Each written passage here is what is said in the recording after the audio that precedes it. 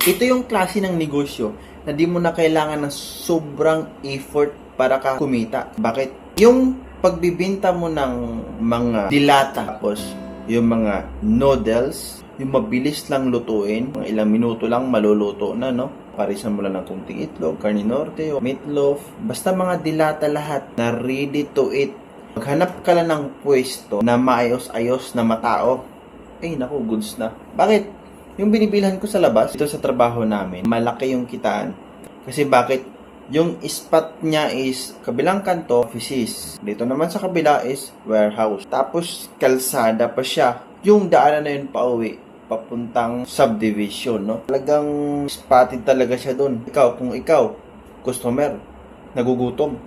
Siyempre, mas gusto mo doon bumili kapag madalian. Yun yung lasa ng dilata. Yun ang lasa ng mga noodles, cup noodles, kung ano-ano pang mga mabilis lutuin, no? Hindi mo na kailangan ng ref. Pagpapaluto lang sila ng pancit canton, goods na yun. Ang kagandahan sa negosyo na to, hindi mo na kailangan na magtimpla pa ng sobrang effort, no? Kasi yung lasa ng dilata at saka yung pancit canton, mga noodles na yan, kung anong klase mong dilata na yan, ay andun na. Pasok na sa panlasa ng mga tao, no?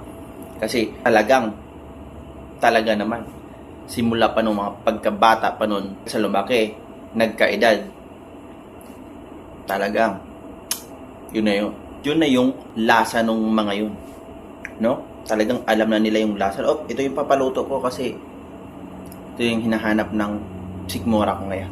Mga ganong klase, no? Kaya ikaw, kung gusto mo magnegosyo, na kailangan ng freezer, ref. Talagang may plastic ka lang, mabitbit mo sa kabilang kanto, tapos may maliit ka na cart. May kunting gasol ka na maliit na lutuan. No? Yun na yun. Buhay na yung buhay-buhay. Kaya ano sa tingin mo? Comment down below kung ano yung mga idea niya dyan sa business tips, sa mga paraan ng buhay-buhay na maliit-liit, na mga maliit na buhay-buhay na talaga naman siguradong mabubuhay, no? Yun lang. Salamat sa panonood at sana may nakuha kayo. At kung bago ka pa lang dyan, paki-follow yung page natin at pa-subscribe na rin yung YouTube channel natin.